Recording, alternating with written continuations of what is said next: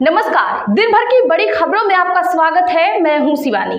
आज की खबरों में बात होगी नहीं दूंगी इस्तीफा, भाजपा के साथ मिलकर ज्ञानेश ने लूटी 100 सीटें, ममता ने खोल दिया मोर्चा की, और तमिलनाडु में गठबंधन गेम शुरू, टीवीके के साथ कांग्रेस की बम्पर डील की। वहीं राष्ट्रपति मुर्मू से मिले राघव चड्ढा भगवंत मान, केजरीवाल ने किया मोदी सरकार गिराने का ऐलान की, साथ ही बंगाल में ममता की हार से सतर्क हुए अखिलेश, कर दी बड़ी घोषणा की।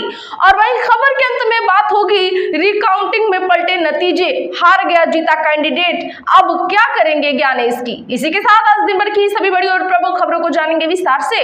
उससे पहले एक नजर सुर्खियों पर। चिराग पासवान ने अपनी ही सरकार से की बड़ी डिमांड, दिल्ली कांड और पुल घटना पर बोले सीएम से मैं करूंगा बात। तमिलनाडु कांग्रेस प्रभारी बोले डीएमके के साथ जाने का फैसला गलत हुआ, टीवीके के साथ जाते राहुल तो मिलती एक तरफा जीत। एमपी के 2 सांसद साउथ में विधानसभा चुनाव हारे, केंद्रीय मंत्री एल मुरुगन की तमिलनाडु में शिकस्त, जॉर्ज कुरियन केरल में तीसरे नंबर पर रहे।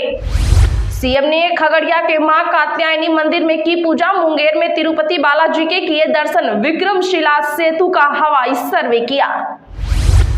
हिमाचल में बीजेपी ने जिला परिषद प्रत्याशी उतारे, बढ़ाल से प्रज्वल बस्टा पर भरोसा, कांग्रेस को खुली चुनौती, सीएम बोले पार्टी नहीं देगी अधिकृत उम्मीदवार। डीके शिव कुमार बनेंगे सीएम, कर्नाटका में बदलाव के मिल रहे संकेत, सिद्धारमैया बोले दिल्ली से बुलावा आएगा तो जाऊंगा। उड़ीसा में मुख्यमंत्री मोहन मांझी 3 दिन के गुजरात दौरे पर, राज्य के लिए निवेश आकर्षित करने का है प्रयास। बंगाल में 10 साल में भाजपा 3 से 207 पर पहुंची, तमिलनाडु में विजय की 2 साल पुरानी पार्टी जीती, केरल में कांग्रेस, असम में भाजपा सरकार बनी। अप्रैल में रसोई गैस की डिमांड 16% घटी, जेट फ्यूल की मांग भी हुई कम, अमेरिका, इजराइल और ईरान जंग का है असर। असम में पुलिस उन्हें यहां बुलाएगी, मैं उन्हें पेड़ा खिलाऊंगा, सीएम शर्मा ने कांग्रेस नेता पवन खेड़ा पर साधा निशाना। कोलकाता के डीसीपी शांतनु सिन्हा विश्वास के खिलाफ लुकआउट नोटिस जारी, देश छोड़कर भागने की है आशंका। ये तनखैया है, इनसे जूते साफ कराऊंगा, केस में बहस पूरी, आजम खान को लेकर 16 मई को आएगा फैसला। ट्रंप बोले 8-9 साल और राष्ट्रपति रहूंगा, सुनकर लोग हंसने लगे तो कहा मैं मजाक नहीं कर रहा, अभी बहुत काम करना बाकी है। बीजेपी ने शुरू की सरकार गठन की तैयारी, अमित शाह बंगाल तो जेपी नड्डा असम के लिए बने पर्यवेक्षक। सुप्रीम कोर्ट के फैसले के बाद बदल गई एनसीईआरटी की किताब, 1 हफ्ते में मार्केट में होगी उपलब्ध। यूएई में 3 भारतीयों के घायल होने पर भारत नाराज, मोदी बोले इसे स्वीकार नहीं करेंगे हम। ऑयल पोर्ट पर ईरान ने कल किया था हमला।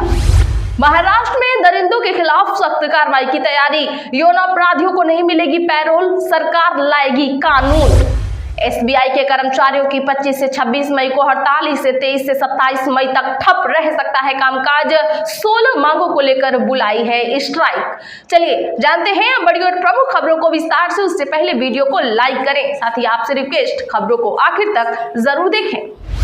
ममता बोली इस्तीफा नहीं दूंगी, हम हारे नहीं हराया गया, चुनाव आयोग विलन है, भाजपा से मिलकर 100 सीटें लूटी। जी हां, बता दें कि पश्चिम बंगाल की मुख्यमंत्री ममता बनर्जी ने आज कोलकाता में प्रेस कॉन्फ्रेंस के दौरान कहा कि वह सीएम पद से इस्तीफा नहीं देंगी। ममता ने कहा हम जनादेश नहीं साजिश से हारे हैं, इसीलिए इस्तीफा देने राजभवन मैं नहीं जाऊंगी। ममता ने यह आरोप लगाया है कि चुनाव आयोग असली विलन है, उसने भाजपा के साथ मिलकर 100 सीटें लूटी हैं, अब मेरे पास कोई कुर्सी नहीं है, मैं आजाद पंछी हूं, कहीं से भी चुनाव लड़ सकती हूं और सड़कों पर उतरूंगी और लड़ूंगी भी। ममता ने आरोप लगाया कि भाजपा ने काउंटिंग सेंटरों पर कब्जा कर लिया था, मेरे साथ बदसलूकी की गई, उम्मीदवारों और कार्यकर्ताओं के साथ अत्याचार किया गया, पार्टी और इंडिया गठबंधन के नेता उनके साथ खड़े हैं, हम फिर से उभरेंगे और उनसे शेर की तरह लड़ेंगे। आपको बता दूं कि पश्चिम बंगाल सहित 5 राज्यों के विधानसभा चुनाव के नतीजे सोमवार को घोषित किए जा चुके हैं। बंगाल में भाजपा ने पहली बार 294 में से 207 सीटों पर जीत दर्ज की है। राज्य में पहली बार भाजपा की सरकार बनने वाली है। वहीं टीएमसी के हाथ सिर्फ 80 सीटें लगी हैं। राघव चड्ढा बोले हमारे पास 21 राज्यों की पुलिस। सीएम बोले पंजाब में भाजपा एमएलए 2, राज्यसभा एमपी 6, यह कैसे? दरअसल 6 सांसदों के आम आदमी पार्टी छोड़ बीजेपी ज्वाइन करने के खिलाफ पंजाब सीएम भगवंत मान ने आज नई दिल्ली में राष्ट्रपति द्रौपदी मुर्मू से मुलाकात की। इसके बाद सीएम मान ने कहा कि मैंने राष्ट्रपति को बताया कि पूरी पार्टी 2/3 बहुमत से दूसरी पार्टी में मर्ज हो सकती है। सिर्फ एक हाउस के 6 से 7 लोग ऐसा कहें तो यह मनमानी नहीं चलेगी। यह लोकतंत्र का साफ मजाक है।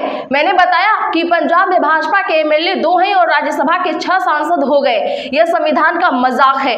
मैंने संविधान में संशोधन कर राइट टू रिकॉल की मांग की है। मान सुबह ही 90 एमएलए को 3 वोल्वो बसों में लेकर दिल्ली पहुंचे थे। मान से पहले आप छोड़ने वाले सांसद राघव चड्ढा, अशोक मित्तल और संदीप पाठक राष्ट्रपति से मिले। उन्होंने पार्टी छोड़ने के बाद पंजाब की सरकारी मशीनरी का मिसयूज कर उन्हें टारगेट करने का आरोप लगाया। चड्ढा ने कहा कि आप बदलने की आग में जल रही है। दूसरों पर सुबह से शाम तक बदलाखोरी का आरोप लगाने वाले खुद बदले की राजनीति कर रहे हैं। चड्ढा ने चेतावनी भी दी कि आप डेंजरस गेम खेल रही है, इसका अंत खतरनाक होगा। आपके पास एक राज्य की पुलिस है लेकिन हमारे पास 21 राज्यों की पुलिस है। चड्ढा ने धौंस दिखाते हुए कहा कि मुझे टारगेट करने की तैयारी है। सांसद संदीप पाठक ने कहा कि वह सिर पर कफन बात कर निकले हैं, वो एफआईआर से डरने वाले नहीं हैं। तो दर्शकों, जब ये इतने ही निडर हैं तो इन्होंने ईडी से डरकर बीजेपी ज्वाइन क्यों कर ली? कमेंट जरूर करिएगा। तमिलनाडु में गठबंधन गेम शुरू, टीवीके के साथ कांग्रेस की डील। जी हां, तमिलनाडु में इतिहास रचने वाला राजनीतिक परिवर्तन नजर आ रहा है। विधानसभा चुनाव में एक भी दल को स्पष्ट बहुमत न मिलने के बाद राज्य दशकों बाद पहली बार गठबंधन सरकार बनाने जा रहा है। अभिनेता से राजनेता बने विजय के नेतृत्व वाली तमिलगा वेट्री कज़गम सबसे बड़ी पार्टी के रूप में उभरी है, लेकिन 234 सदस्यीय विधानसभा में बहुमत के लिए जरूरी 118 सीटों से कम प्राप्त करने के कारण अब गठबंधन की राह अपनाई जा रही है। आज टीवी के मुख्यालय में विजय द्वारा नवनिर्वाचित विधायकों के साथ की गई बैठकों में गठबंधन की रूपरेखा साफ होने लगी है। सूत्रों के अनुसार कांग्रेस 5 सीटें, वीसीके 2, सीपीआई 2 और सीपीआईएम 2 के कुल 11 विधायकों का समर्थन टीवीके को बहुमत दिलाने के लिए पर्याप्त होगा। रिपोर्ट के अनुसार इन दलों के साथ अनौपचारिक बातचीत चल रही है। बताया जा रहा है कि उन्होंने गठबंधन सरकार बनाने की इच्छा जताई है। श्रृंगेरी में रिकाउंटिंग, कांग्रेस एमएलए की जीती बाजी हार में बदली। सीएम सिद्धारमैया बोले बीजेपी ने डाली वोट की डकैती। कर्नाटका के मुख्यमंत्री सिद्धारमैया ने श्रृंगेरी विधानसभा क्षेत्र के मतों की दोबारा गिनती में भाजपा उम्मीदवार डीएन जीवराज पर आपराधिक साजिश का बड़ा आरोप लगाया है। मुख्यमंत्री ने कहा कि कांग्रेस नेता टीडी राजगौड़ा के पक्ष में पड़े वैध पोस्टल बैलेट के साथ छेड़छाड़ कर चुनावी परिणाम को बदल दिया गया है। यह विवाद कर्नाटका उच्च न्यायालय के उस आदेश के बाद शुरू हुआ जिसमें जीवराज की याचिका पर पोस्टल बैलेट के पुनर्मूल्यांकन के निर्देश दिए गए थे। आज हुई इस प्रक्रिया के बाद निर्वाचन अधिकारी ने बताया कि राजगौड़ा के पक्ष में पड़े वोटों में 255 की कमी आई है। इस रिपोर्ट को अब चुनाव आयोग के पास भेज दिया गया है। गौरतलब है कि 2023 के विधानसभा चुनाव में राजेगौड़ा ने जीवराज को 201 वोटों से हराया था। वहीं बेंगलुरु में मुख्यमंत्री ने कहा यह स्पष्ट रूप से आपराधिक साजिश का मामला है। उन्होंने आरोप लगाया कि कांग्रेस, भाजपा और जेडीएस के एजेंटों की ओर से स्वीकार किए जा चुके वैध मतों को बाद में अधिकारियों ने खराब कर दिया। मुख्यमंत्री ने विस्तार से बताया कि दोबारा गिनती के दौरान 255 मतों को पहले वैध माना गया था। बंगाल में ममता की हार से अखिलेश सतर्क, कहा यूपी चुनाव से महिला आरक्षण लागू करे बीजेपी सरकार। पश्चिम बंगाल में ममता बनर्जी की हार और बदलते राजनीतिक समीकरण के बीच समाजवादी पार्टी के प्रमुख अखिलेश यादव सतर्क हो गए हैं। उन्होंने बीजेपी सरकार से मांग की है कि महिला आरक्षण को 2027 के यूपी विधानसभा चुनाव से पहले ही लागू करने की स्पष्ट घोषणा की जाए।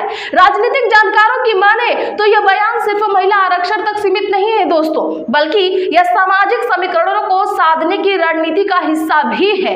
यूपी जैसे बड़े राज्य में महिलाओं का वोट प्रतिशत निर्णायक भूमिका निभाता है और ऐसे में यह मुद्दा आने वाले चुनाव में अहम बन सकता है। वहीं दूसरी ओर बीजेपी भी इस मुद्दे पर विपक्ष पर लगातार हमलावर है। बीजेपी का कहना है कि नारी शक्ति वंदन अधिनियम विपक्ष की वजह से गिर गया। कुल मिलाकर महिला आरक्षण का मुद्दा अब उत्तर प्रदेश की सियासत में एक बड़े चुनावी एजेंडे के रूप में उभरता दिख रहा है, जहां आने वाले समय में बयानबाजी और सियासी सरगर्मी तेज हो सकती है। अखिलेश यादव ने आज केंद्र की बीजेपी सरकार से वर्ष 2027 में होने वाले उत्तर प्रदेश विधानसभा चुनाव के लिए महिलाओं का आरक्षण तुरंत लागू करने की मांग कर डाली है। अखिलेश यादव ने सोशल मीडिया मंच एक्स पर की गई एक पोस्ट में भाजपा को चुनौती दी कि या तो वह उत्तर प्रदेश के आगामी विधानसभा चुनाव के लिए महिला आरक्षण लागू करें या फिर खुले तौर पर स्वीकार करें कि वह महिलाओं के हितों के खिलाफ है।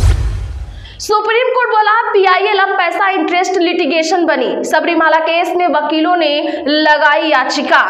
जी हां दोस्तों, बता दें कि सुप्रीम कोर्ट ने आज कहा कि पब्लिक इंटरेस्ट लिटिगेशन यानी जनहित याचिका अब प्राइवेट इंटरेस्ट और पब्लिसिटी इंटरेस्ट, पैसा इंटरेस्ट लिटिगेशन और पॉलिटिकल इंटरेस्ट लिटिगेशन बन गई है।